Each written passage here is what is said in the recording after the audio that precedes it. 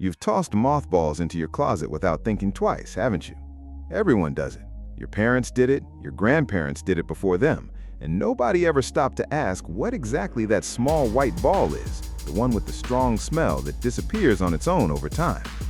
It seems too simple to need an explanation, but mothballs hide a surprising chemistry, a history most people have never heard, and a detail about the product you buy today that will completely change the way you look at that little box in the supermarket aisle. And at the end of this video, I'm going to reveal something about it that almost nobody who uses it ever imagines. If you enjoy understanding why things are the way they are, go ahead and subscribe to the channel, and let's get into the video.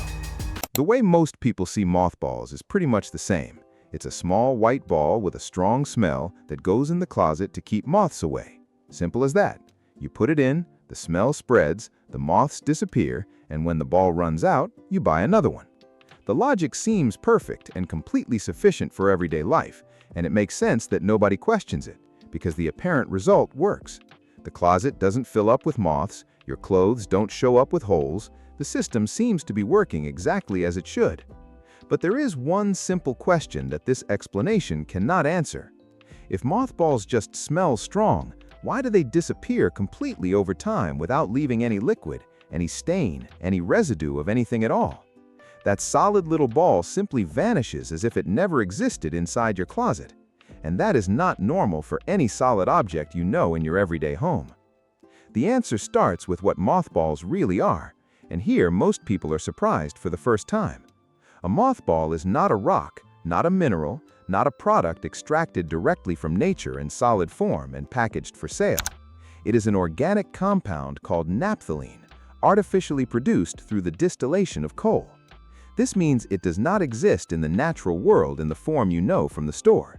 It is manufactured inside a complex industrial chemical process where coal is heated to extremely high temperatures and the resulting vapors are captured, cooled, separated, and processed through controlled stages until they generate this white and aromatic compound that ends up in your closet decades later.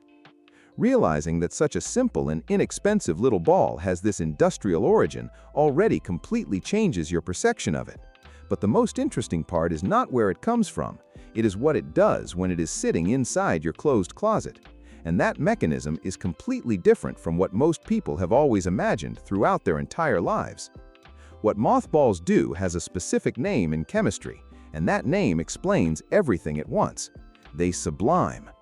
Sublimation is when a substance passes directly from a solid to a gaseous state without passing through a liquid state in between. Think of dry ice, which you may have seen at concerts or in special refrigeration equipment. It does not melt into a puddle on the floor. It goes directly from solid to gas, evaporating without leaving anything behind. Mothballs do exactly the same thing, only much more slowly and continuously over weeks and months inside the closet. The ball gradually releases naphthalene gas into the enclosed air, and it is that accumulated gas that acts on the moths. It is not the smell that bothers the insect in the way you might imagine. It is the concentration of gas that directly interferes with the moth's nervous system and prevents it from developing, feeding, and reproducing in the fabric of your clothes. The ball disappears because it is constantly transforming into gas until absolutely nothing solid remains. And this is where things get really interesting, because the mothball you buy today is probably not a real mothball at all. Most products currently sold under the popular name of mothball contain a completely different substance called Paradichlorobenzene. This compound also sublimates, also has a strong and characteristic smell, and also acts on moths through a mechanism similar to the original, but its chemical composition is completely distinct from the naphthalene that gave the product its name. The switch happened gradually over the past few decades because paradichlorobenzene offers advantages in industrial production and storage stability, and manufacturers migrated to it without necessarily changing the popular name on the packaging. The result is that for decades, people have been buying something called a mothball that contains no naphthalene. They use a product without knowing what it really is, without knowing that its formula changed silently over time, and without knowing that the correct usage precautions are completely different from those passed down from generation to generation at home without any question. Naphthalene, the original compound in classic mothballs, was never limited to your grandmother's closet or common chemical industry. It is one of the most studied organic compounds in the history of chemistry and is present in the production of engineering plastics, synthetic dyes used in fabrics and food, agricultural fungicides, and high-performance industrial lubricants.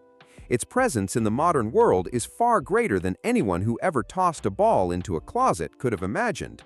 But the most surprising connection naphthalene has goes far beyond Earth and any known factory. In 2008, astronomers detected naphthalene in interstellar space, floating freely in gas clouds between stars billions of light-years from here. It is considered part of a family of organic compounds that scientists believe may be related to the origin of essential molecules for life in the universe. The small white ball from your closet and the molecular clouds between distant galaxies share exactly the same fundamental chemical structure. That is the true scale of the object you have always treated as a simple household detail of no importance. The most important practical implication is about safe use, and here is the mistake most people have been making for years without realizing it. Both naphthalene and paradichlorobenzene require a completely enclosed environment with sufficient accumulated gas concentration to actually work. Mothballs placed in an open, poorly sealed, or constantly ventilated closet never reach the concentration needed to act on moths. The product disappears normally, the gas disperses into the larger environment, and the moths continue completely undisturbed, reproducing in your clothes without any interruption. In addition, prolonged and direct exposure to the gas in enclosed spaces without adequate ventilation poses documented risks to humans, especially young children and pets that spend long periods near the closet throughout the day. The correct way to use them is in closed and well-sealed compartments, never in direct contact with clothes, and always with the space properly ventilated for a few minutes before opening the closet after extended use. Natural alternatives, such as cedar blocks and lavender sachets, work as effective repellents without any of the risks associated with the gas.